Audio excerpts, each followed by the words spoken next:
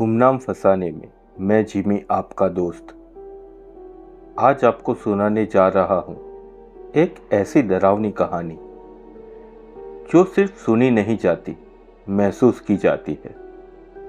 अगर आप अकेले हैं, अगर बाहर अंधेरा है, तो अपने हेडफोन लगा लीजिए, क्योंकि आज की कहानी लीची के बाग में घटी हुई थी और वहाँ रहने वाली साग चुन्नी नाम लेकर बुलाती है, जो आपको उसके पास जाने पर मजबूर कर देता है।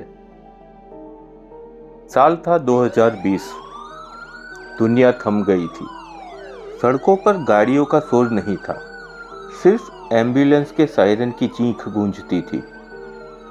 पुणे के एक पॉश सोसाइटी के छोटे से फ्लैट में रवि अपनी खिड़की से बाहर झांक रहा था।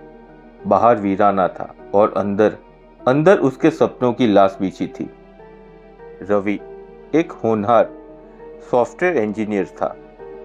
उसकी जिंदगी कोड्स और एल्गोरिदम के बीच सेट थी, लेकिन कोविड नाम की आंधी ने सब कुछ उड़ा दिया।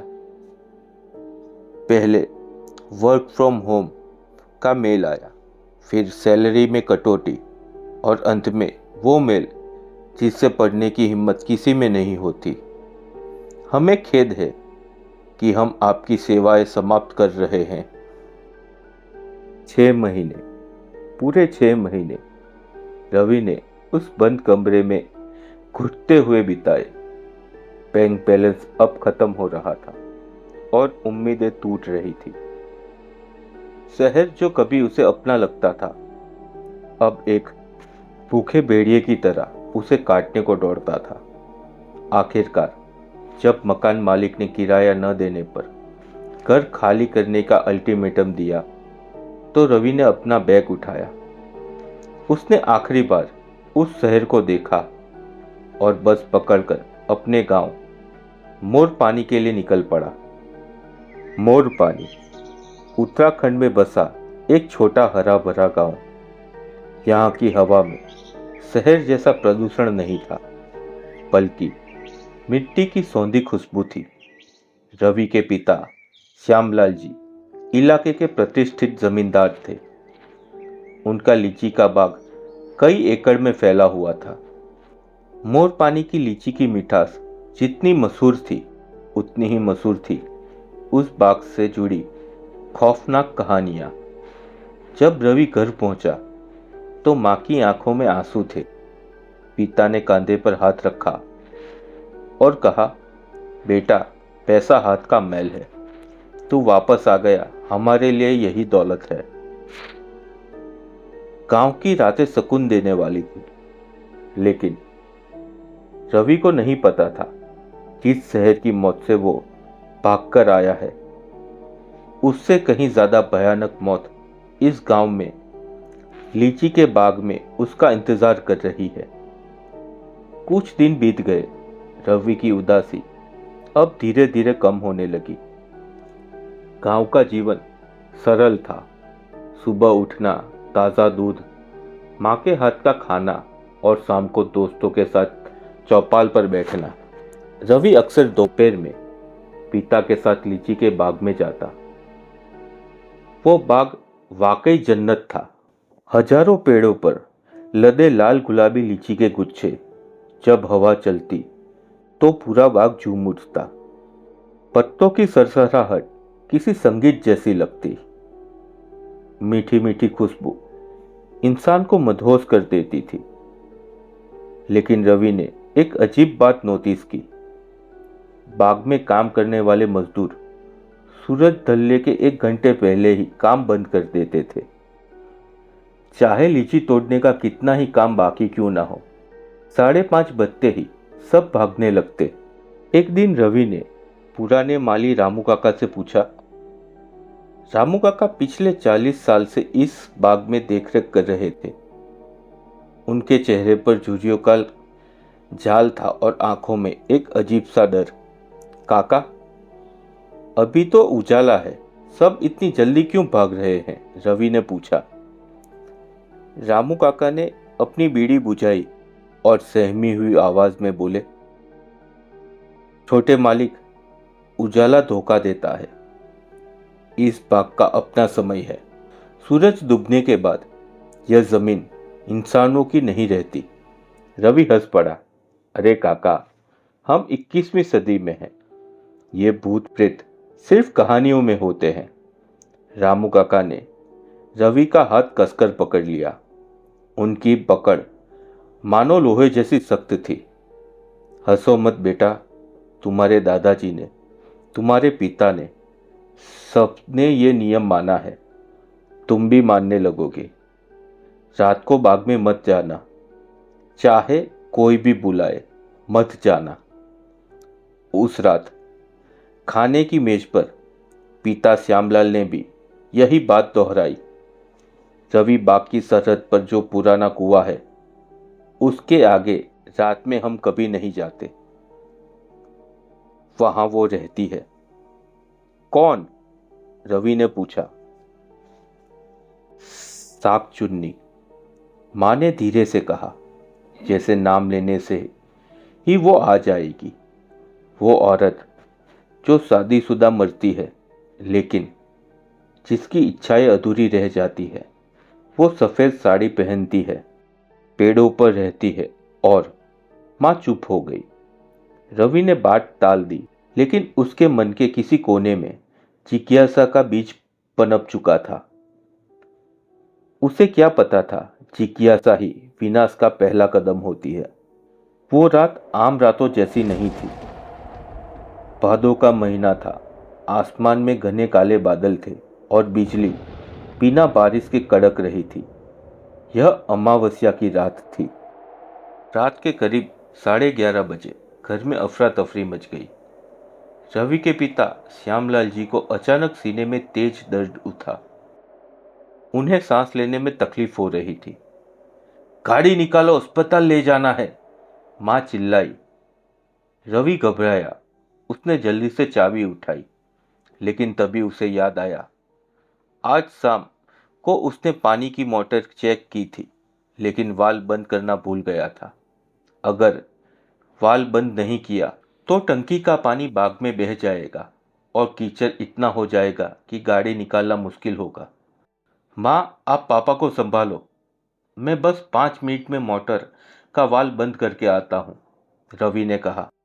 नहीं, मां चीखी, रात बहुत हो गई है, बाकी तरफ मत जा। मां, अगर गाड़ी कीचड़ में फंस गई तो पापा को अस्पताल कैसे ले जाएंगे? मैं बस बाउंड्री तक ही जाऊंगा, अंदर नहीं जाऊंगा। रवि ने टॉर्च उठाई और तेज कदमों से बाग की तरफ बढ़ा। हवा एकदम बंद थी। झिंगुरों की आवाज, जो आमतौर पर रात में गूंजती है, आज नदारद थी। एक अजीब भारी सन्नाटा छाया हुआ था, जैसे प्रकृति ने अपनी सांस रोक ली हो। बाग का गेट जंग लगा हुआ था। जैसे रवि ने उसे खोला, चरमराहट की आवाज ने सन्नाटे को चीर दिया। उसके सामने घना अंधेरा था। लीची के पेड़, जो दिन में सुंदर लगते थे, अब अंधेरे में किसी राक्षसी परछाई जैसे दिख रहे थे। उसकी डालियां ऐसे झुकी थी जैसे किसी को दबोचने के लिए हाथ फैला रही है। रवि मोटर के पंप हाउस की तरफ बढ़ा। रास्ता पेड़ों के बीच होकर जाता था। टॉर्च की रोशनी अंधेरे को काटने में नाकाम हो रही थी। तभी उसे एक खुशबू आई। वो लीची की खुशबू नहीं थी, बल्कि रात की रानी के फूलों की और सड़े हुए मांस की मिली जुली एक अजीब गंध थी। अचानक तापमान गिर गया। रवि को लगा जैसे उसके ठीक पीछे कोई खड़ा है। गर्दन के बालों में सिहरन दौड़ गई। उसने झटके से पीछे मुड़कर देखा। कोई नहीं था, सिर्फ पेड़ों के पत्ते हिल रहे थे, जबकि हवा चल नहीं रही थी। वहम है, रवि ने खुद को समझाया। तभी एक आवाज आई, पायल की आवाज, या शायद घुंघरुओं की। आवाज बहुत मधुर थी, लेकिन उसमें एक ऐसा खिंचाव था जो दिल की धड़कन बढ़ा दे। रवि, किसी ने उसके कान के बिल्कुल पास फुसफुसाया। रवि उछल पड़ा। उसने चारों तरफ टॉर्च घुमाई। कौन है? कौन है वहां? उसकी आवाज कांप रही थी। सामने दो पुरानी लीची के पेड़ों के बीच कुछ सफेद सा चमक रहा था। रवि की टॉर्च की रोशनी वहां रुकी। वहां एक औरत खड़ी थी, बेहद खूबसूरत। उसकी त्वचा संगे मरमर जैसी सफेद थी। उसने एक लाल किनारी वाली सफेद साड़ी पहनी थी। उसके खुले बाल कमर तक फैले हुए थे। रवि सम्मोहित सा हो गया। इतनी रात को इस वीराने में इतनी सुंदर औरत। वो औरत रो रही थी, सिसकियां ले रही थी। मेरी मदद करो, मेरा रास्ता खो गया है। उसकी आवाज में इतना दर्द था कि रवि का दर्द पिघलने लगा। रवि धीरे धीरे आगे बढ़ा। आप कौन हैं? यहां क्या कर रही हैं? औरत ने चेहरा ऊपर उठाया। उसकी आंखें वो बहुत गहरी थी, मानो सम्मोहन का कुंड। मुझे घर जाना है रवि, मुझे अपने साथ ले चलो। उसे रवि का नाम पता था। रवि उसके करीब पहुंच गया। अब वो उसके बस 3 कदम दूर था। तभी रवि की नजर जमीन पर पड़ी। टॉर्च की रोशनी औरत के पैर पर गिरी। रवि का खून जम गया। उसका दिल एक पल के लिए धड़कना भूल गया। उसके पैर की उंगलियां पीछे की तरफ और एड़ी आगे की तरफ। उल्टे पैर। बचपन की कहानियां रवि के दिमाग में हथौड़े की तरह बजने लगी। साक चुन्नी जिसके पैर उल्टे होते हैं, जो नए मर्दों को रिझाती है। रवि के गले से आवाज नहीं निकली। वो पीछे हटने की कोशिश करने लगा। तभी उस औरत ने मुस्कुराया। वो मुस्कुराहट सुंदर नहीं थी। उसका मुंह जरूरत से ज्यादा चौड़ा खुल गया, कानों से कानों तक। क्या हुआ रवि? मेरे पैर पसंद नहीं आए? रवि पलटा और पूरी ताकत से भागा। बचाओ पापा, मां। लेकिन उसकी आवाज गले में ही घुट गई।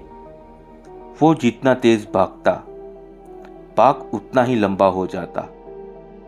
जिस रास्ते से वो आया था, वो रास्ता गायब हो चुका था। हर तरफ सिर्फ लीची के पेड़ थे और पीछे से आवाज आ रही थी, उसके उल्टे पैरों के चलने की आवाज। वो भाग नहीं रही थी, वो बस चल रही थी। फिर भी वो रवि के ठीक पीछे थी। रवि रुक जाओ, मैं तुम्हारी माँ हूँ बेटा। रवि ने सुना, यह उसकी मां की आवाज थी। बिल्कुल वही टोन, वही ममता। बेटा मुझे छोड़कर कहाँ जा रहे हो? रुक जाओ। रवि एक पल के लिए ठिठक गया। क्या मां बाग में आ गई? उसने पीछे मुड़कर देखा। वहां उसकी मां खड़ी थी। मां! रवि रो पड़ा। मां चलो यहां से। वो मां की तरफ बढ़ा। जैसे ही उसने मां का हाथ पकड़ने के लिए हाथ बढ़ाया, मां हंसने लगी। वो हंसी रवि की मां की नहीं थी। वो हंसी किसी दानव की थी। देखते ही देखते मां का चेहरा पिघलने लगा।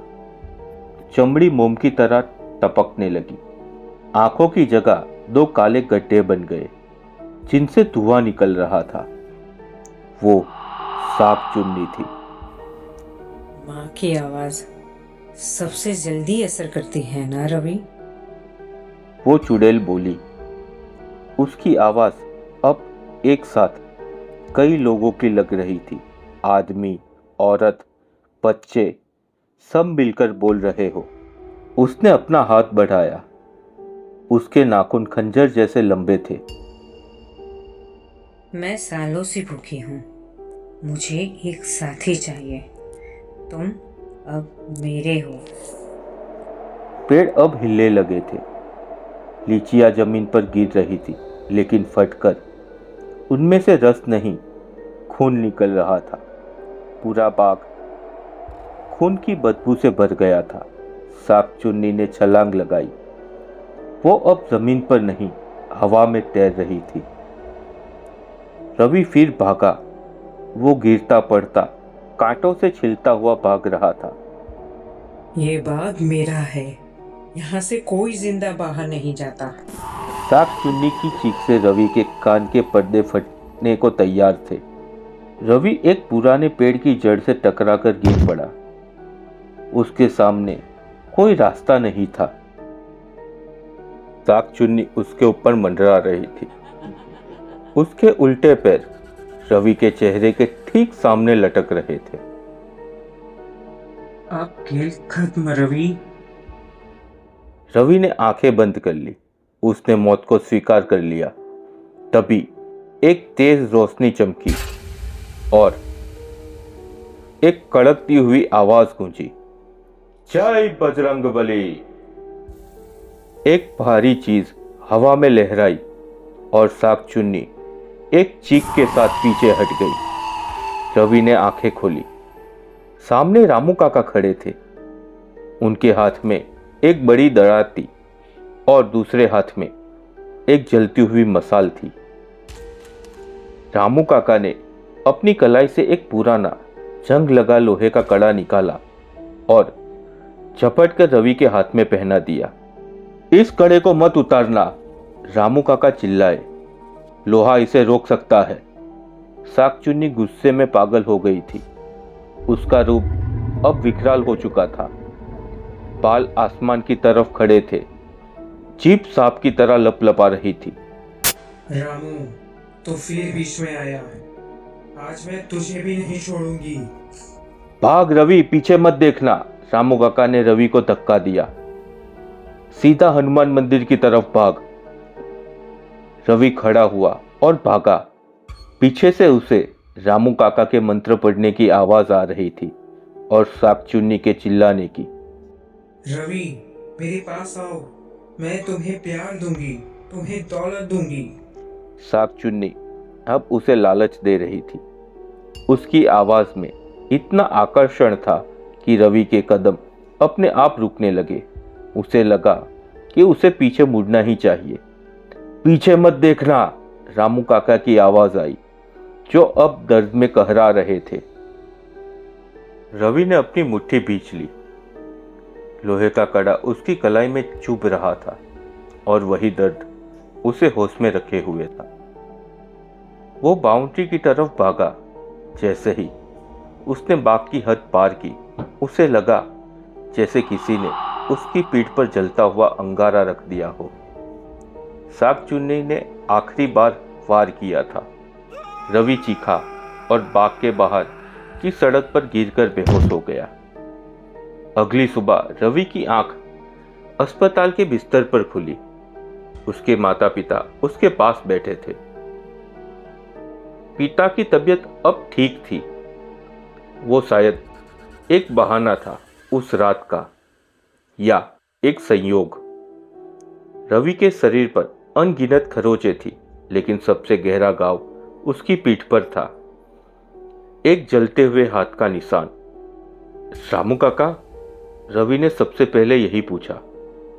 कमरे में सन्नाटा छा गया। पिता ने सिर झुका लिया।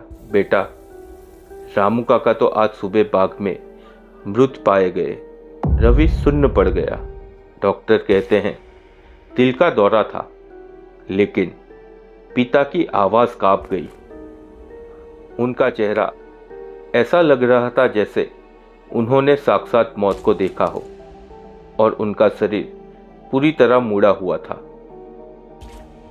रवि समझ गया, रामू काका ने अपनी जान देकर उसे बचाया था। शाकचुन्नी को एक जान चाहिए थी और उसे वो मिल गई। रवि अब शहर वापस नहीं गया। उसने गांव में ही खेती शुरू कर दी, लेकिन वो लीची का बाग अब हमेशा के लिए बंद कर दिया गया। उसके चारों तरफ कतीले तार लगा दिए गए। गांव वाले कहते हैं कि आज भी अमावस की रात को उस बाग में घुंघरों की आवाज आती है। और कभी कभी अगर कोई रात को बाग के पास से गुजरे तो उसे एक बूढ़ा आदमी दिखाई देता है जो लालटेन लेकर बाउंड्री पर पहरा दे रहा होता है और चिल्लाता है, भाग जाओ, पीछे मत देखो, वो यहीं है। रवि आज अपने हाथ में वो लोहे का कड़ा पहनता है। वो जानता है कि शाकचुन्नी गई नहीं है, वो इंतजार कर रही है, क्योंकि शाकचुन्नी का श्राप कभी खत्म नहीं होता। वो बस सही वक्त का इंतजार करती है। अगर आपको ये कहानी पसंद आई हो तो लाइक ज़रूर कीजिए और कमेंट में लिखिए आपको ये कहानी कैसी लगी और आप आगे किस तरह की कहानी सुनना चाहते हैं। अगर आपके साथ भी कोई डरावना पैरानॉर्मल अनुभव हुआ है तो हमारे साथ शेयर कीजिए। आपका दर्द, आपकी वो अनकही दहशत मैं जिमी अपनी आवाज़ में लोगों के सामने रखूंगा।